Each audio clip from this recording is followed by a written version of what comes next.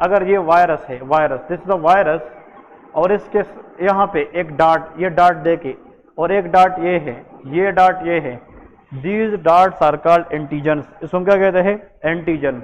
Antigen का मतलब ये है कि ये ह्यूमन बॉडी को डैमेज दे सकते हैं। ये वायरस जो पूरा होता है ना, पूरा वायरस एंटीजन नहीं होता। वायरस के अंदर कुछ एरियाज है which has to be proven very danger for the body. इसका मतलब ये है कि एक बंदा है, वो पूरा बंदा डेंजर नहीं है, उसके हाथ में जो पिस्तौल है वो डेंजर चीज है।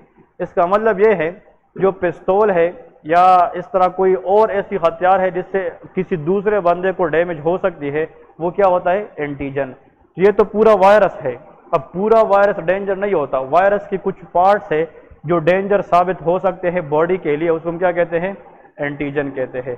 अब यहाँ पे जो हेपेटाइटिस बी वायरस है, इसके ऊपर यहाँ पे एक एंटीजन होता है, इसको हम HBsAg कहते हैं। तो हम क्या कहते हैं? HBsAg। ये बहुत इंपॉर्टेंट एरिया है। आप लोग बिलीव करें, इस टेबल को समझने पे मुझे अपना 1 हफ्ता लगा था कि इसको कैसे समझते हैं, ठीक है ना। आप लोग अगर इसको थोड़ा बहुत भी समझ गए तो इसका मतलब आप लोग बहुत कुछ करके पाए। इवन कि एमओस को नहीं पता होता कि यार हेपेटाइटिस बी की सीरोलॉजिकल मार्कर कैसे होते हैं, ठीक है ना। तो इसलिए मैं एक आसान वर्ड में आप लोगों को बताऊंगा और फोकस करें ताकि आप लोग इससे अपना आइडिया लगाए कि इसका मतलब क्या है। पहला जो एंटीजन होता है हेपेटाइटिस बी वायरस पे, उसका नाम क्या है? HBsAg। देखिए इस वर्ड का मतलब ये है, इसका मतलब ये है कि ये जो वायरस है, कौन सा वायरस है? इट स्टैंड फॉर कि ये वायरस क्या करा सकता है? Hepatitis B. और ये कौन सा वायरस है? Hepatitis ABCD। कौन सा है? बी। हम तो बी पढ़ते हैं ना। So H stand for hepatitis और बी मीन बी वायरस है। HB stand for hepatitis B virus, ठीक है।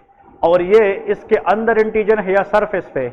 तो एस स्टैंड फॉर सरफेस, कि इसकी बाहर एरिया पे क्या चीज है? एंटीजन। एंटीजन के लिए सिंबल यूज होता है AG। इसका मतलब HBsAg stand for hepatitis B surface antigen, ठीक है। ये एंटीजन डायरेक्टली लीवर सेल को डैमेज करती है और हेपेटाइटिस कराती है। अगर किसी को हेपेटाइटिस बी वायरस इन्फेक्शन हो जाए तो लीवर के अंदर जब ये वायरस पहुंचता है तो ये लीवर सेल को हेपेटोसाइट के ऊपर अपने किस एंटीजन को छोड़ देता है? Hepatitis B surface antigen. और ये एंटीजन जाकर हमारे लीवर सेल को डैमेज कर देते हैं and we suffer from hepatitis. तो एक एंटीजन तो इसके पास ये है, बुलेट एंटीजन जिसको कहते हैं। नेक्स्ट, फिर इस हेपेटाइटिस वायरस के अंदर एक कवरिंग होता है। कवरिंग इस तरह एक फोल्डेड कवर होता है। हेपेटाइटिस बी वायरस के अंदर माइक्रोस्कोप में इसके अंदर एक एंटीजन होता है यहाँ पे, इसको HBcAg कहते हैं। क्या कहते हैं? HBcAg। Hepatitis B core antigen, core CORE, core mean covering के अंदर होता है, इसको हम कोर एंटीजन कहते हैं। कौन सा एंटीजन? Core antigen. और यहाँ पे एक एंटीजन होता है इसके बिल्कुल अंदर वाले साइड पे, हेपेटाइटिस बी वायरस, इसको HBeAg कहते हैं। क्या कहते हैं? HBeAg। E stand for enveloped antigen. Enveloped antigen, enveloped, enveloped का स्पेलिंग क्या है? ENVENOLOP,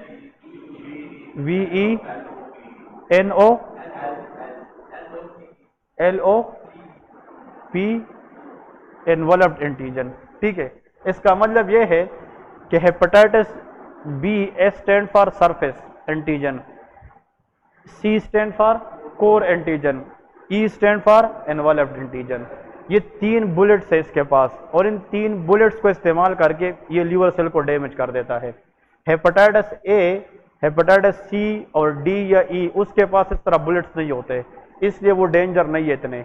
हेपेटाइटिस B के पास बहुत बुलेट्स है, इसलिए DNA वायरस भी है और ये डायरेक्ट क्या कराता है? हेपेटोसेलुलर कार्सिनोमा, इसलिए इसके पास सरफेस एंटीजन ज्यादा है। इसका मतलब ये है जब ये एंटीजन लेके आता है तो हमारी इम्यून सिस्टम उसके खिलाफ क्या बनाती है? एंटीबॉडीज बनाती है। अभी हम एंटीजन एंटीबॉडी इंटरेक्शन देखेंगे। अगर आप किसी को लेबोरेटरी टेस्ट में एंटीजन प्रेस्क्राइब करें और वो एंटीबॉडी लेके आए तो आपको कैसे पता चलेगा? तो मैं एक टेबल ड्रा करता हूं, लेकिन पहले टर्मिनोलॉजी याद रखे। देखें, इस लिस्ट से पहले सुन ले, अगर मैं S का जिक्र करता हूं, S will stand for surface, इसका मतलब क्या होगा? Surface, A G stand for antigen, very good.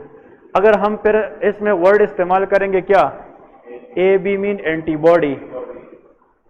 यार देखें, इसको आप स्प्लिट करें दो में, ये लिबर्टी वाले इस तरह करते हैं, एंटी अलग करे जेन अलग करे, इसका पहला वर्ड और इसका, तो ए जी एंटीजन है। इसको स्प्लिट करे, ए मीन एंटी और बी मीन बॉडी, तो एंटीबॉडी इस तरह आती है। तो ए जी एंटीजन होता है और ए बी एंटीबॉडी होती है। अगर इसके साथ हम फिर लगाए जनाब E will stand for enveloped, enveloped के लिए होता है। अगर इसके साथ सी आ जाए, C stand for core antigen, ठीक है, core antigen, C stand for core antigen. तो अगर आप लोग ये याद रखें ना, ये that is more than enough for the serological markers. फिर सीरोलॉजिकल मार्कर समझना बहुत आसान हो जाता है, ठीक है। तो ये S for surface, A G for antigen, A B for antibody, E for enveloped और सी फॉर कोर, ठीक है। ओके, अब आते हैं जनाब, इसकी हम टेस्टिंग करते हैं। लिख लिया, बस जल्दी लिख ले।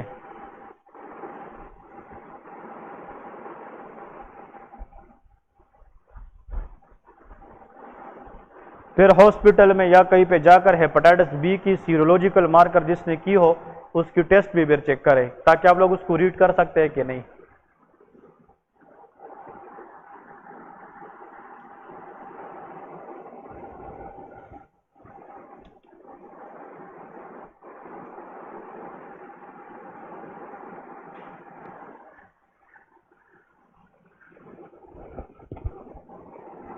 लिख लिया कि नहीं सब ने? रहता है, जल्दी कर, शाबाश।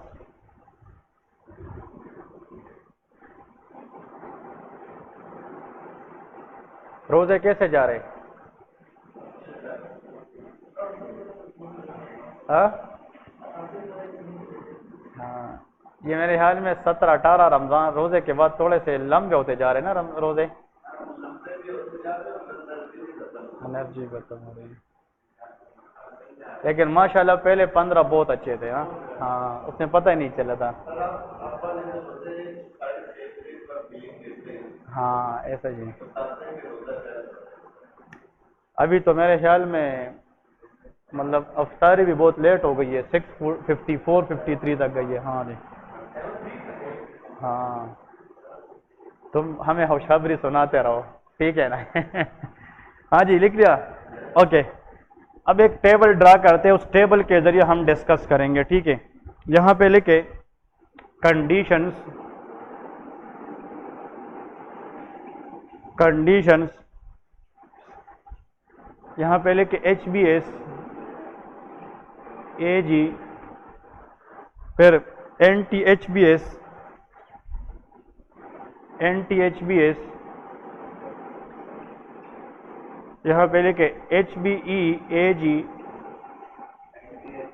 anti-HbE और anti-HbC,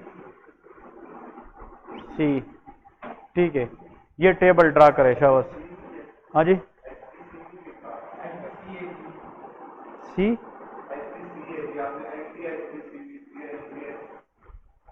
यहाँ पे HbC, E, ये एंटी, ये HbEAg है, एनवलप्ड एंटीजन है, तो इसके खिलाफ एंटीबॉडी anti-HbE होता है। तो आप लोग कहेंगे कि यहाँ पे HbCAg लिखूं, नहीं नहीं, इसमें नहीं होता, ठीक है ना, ये डायरेक्ट है, नहीं ये नहीं होता, ठीक है।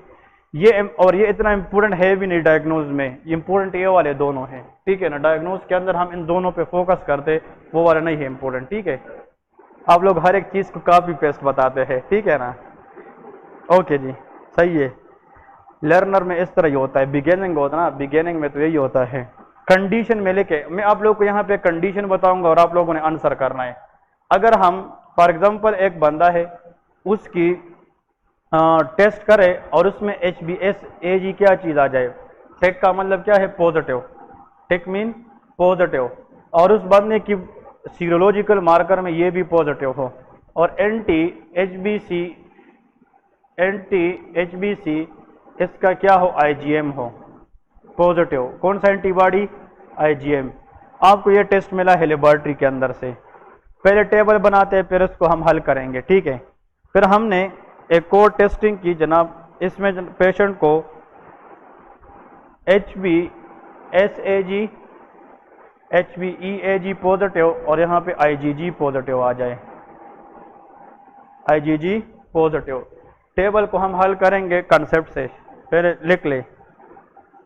फिर इसके बाद HbSAg HbE और यहाँ पे IgG पॉजिटिव,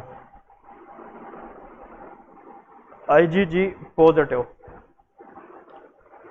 नेक्स्ट लिखे एंटी HbS और एंटी HbE, ये पॉजिटिव है। और लास्ट नंबर लेके एंटी HbS,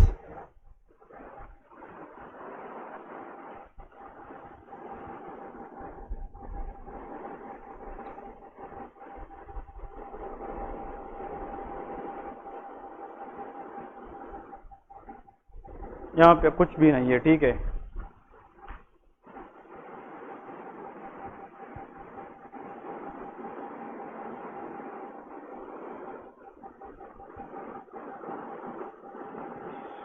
ये टेबल है, हाँ जी, कौन सा, ये रह गया,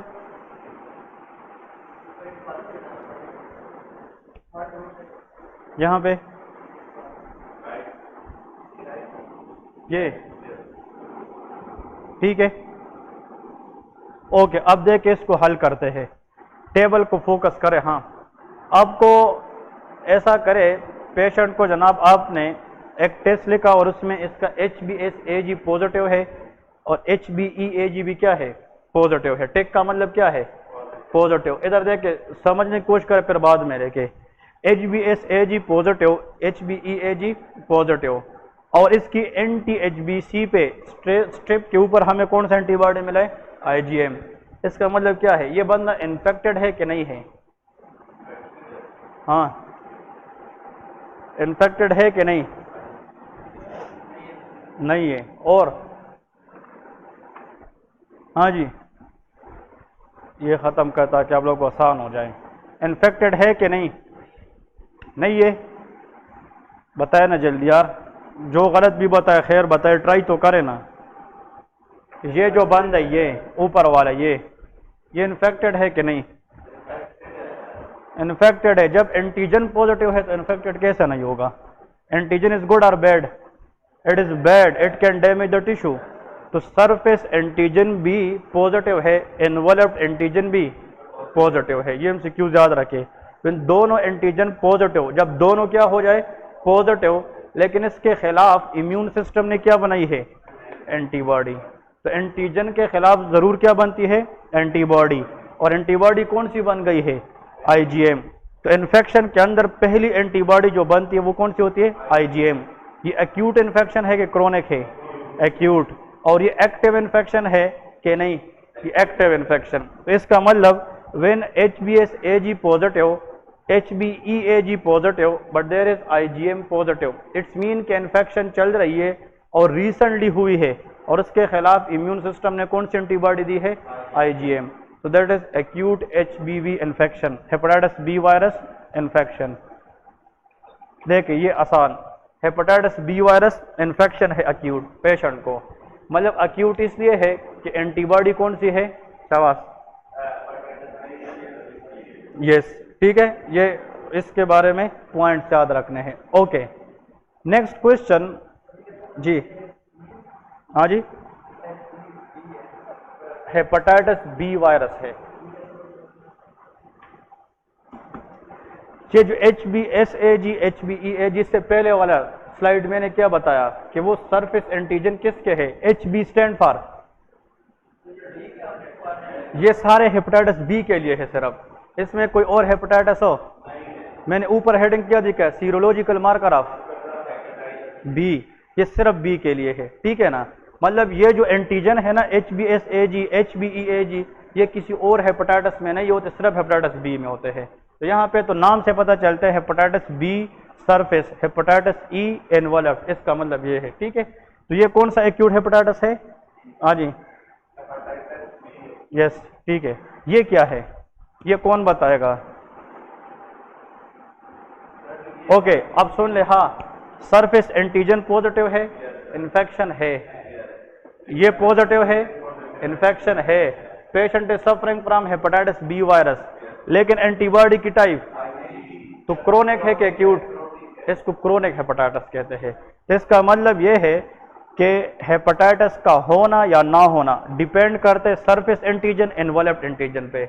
अगर ये दोनों पॉजिटिव हो तो इसका मतलब इन्फेक्शन है, लेकिन अगर इसके साथ आईजीएम एंटीबॉडी है तो एक्यूट है, अगर आईजीजी है तो क्रोनिक है। इसका मतलब ये है एक्यूट और क्रोनिक डिपेंड करता है टाइप ऑफ एंटीबॉडी पे।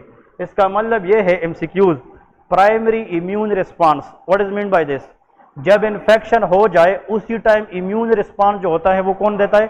आईजीएम, और इसके बाद आहिस्ता आहिस्ता कौन आना शुरू कर देता है? आईजीजी। तो ये प्राइमरी है कि सेकेंडरी? सेकेंडरी, तो इसको आने में टाइम लगेगा, तो ये क्रोनिक कंडीशन शो करता है। लेकिन उसी टाइम कौन आता है? आईजीएम, वो एक्यूट इन्फेक्शन शो करता है। अब क्लियर हुआ कि नहीं? तो यहां पे ये क्रोनिक इन्फेक्शन है, क्रोनिक इन्फेक्शन। लेकिन एक क्वेश्चन याद रखे, देखे, क्रोनिक इन्फेक्शन एक एमसीक्यूज है, हेपेटाइटिस बी है या नहीं डिपेंड करता है किस एंटीजन पे? सरफेस और एनवलप्ड पे। मैंने ये दो बातें की, इसमें से और भी थोड़ा अच्छा बेहतर बनाते हैं। हेपेटाइटिस बी है या नहीं है एक ही चीज पे डिपेंड करती है, सरफेस एंटीजन पे करती है। अगर सरफेस एंटीजन आया पॉजिटिव, इसका मतलब patient is hepatitis B virus infected. फिर इसका क्या तुक बनता है? EAG एनवलप्ड अगर पॉजिटिव आया, इसका मतलब इस बंदे में हेपेटाइटिस बी वायरस लीवर के अंदर मल्टीप्लिकेशन कर रही है। इसका मतलब ये है कि एक वायरस आया था, वो अपना ग्रोथ क्या कर रही है? बढ़ा रही है, ताकि मैं मजीद डैमेज करूं। तो ट्रांसमिशन या इन्फेक्टिविटी ज्यादा होगी कि कम? ज्यादा होगी।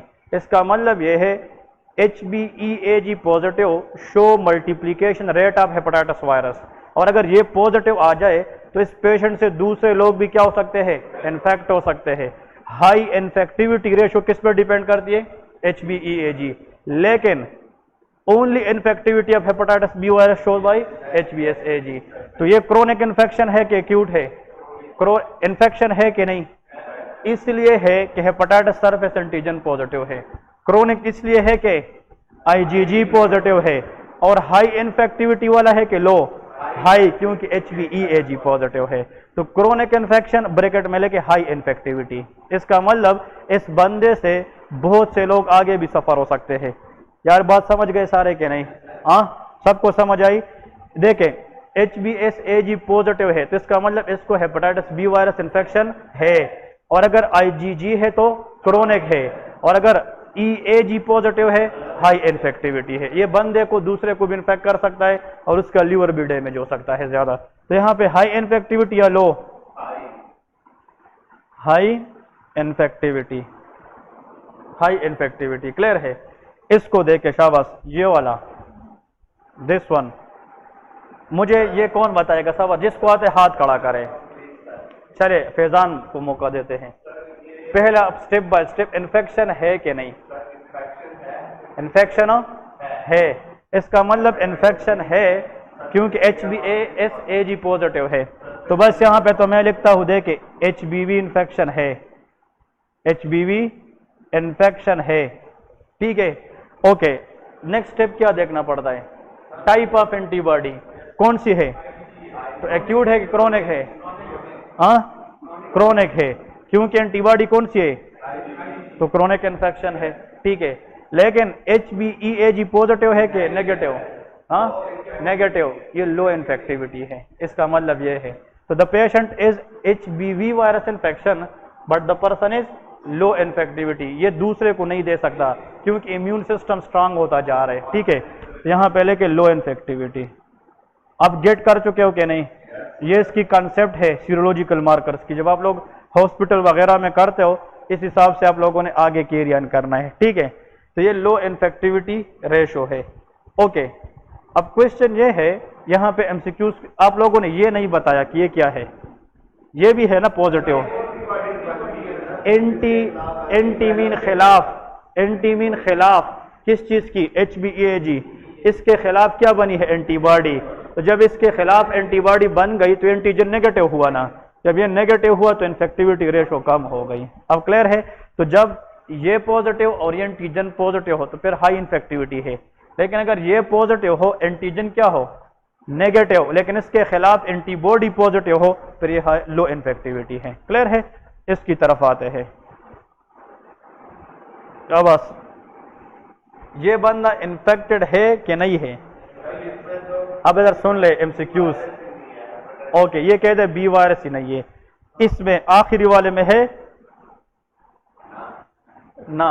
अब यहां पे देखिए मेडिसिन की ब्यूटी है, इसमें वायरस है। एक मिनट, आप लोगों के ख्याल में इसमें है, नहीं है, इसमें है। ओके, अभी तक जो मैं जा रहा हूं इसमें नहीं है, सरफेस एंटीजन नहीं है, इसमें भी नहीं है।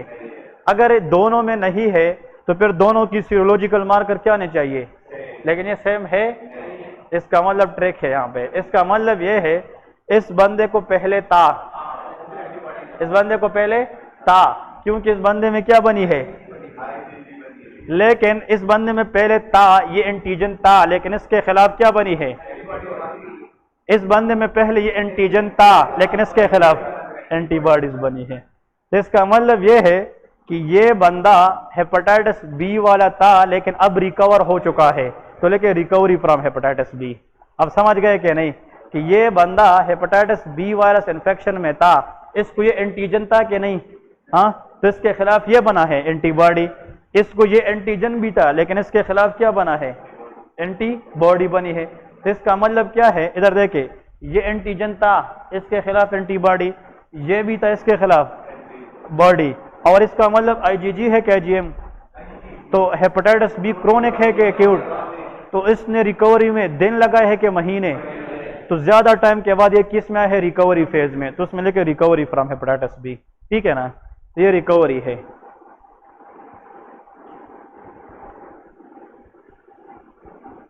समझ रहे हो कि नहीं, हेप बी रिकवरी। इस बंदे को देखते हैं, इसको कहीं इन्फेक्शन था, हाँ, ओके।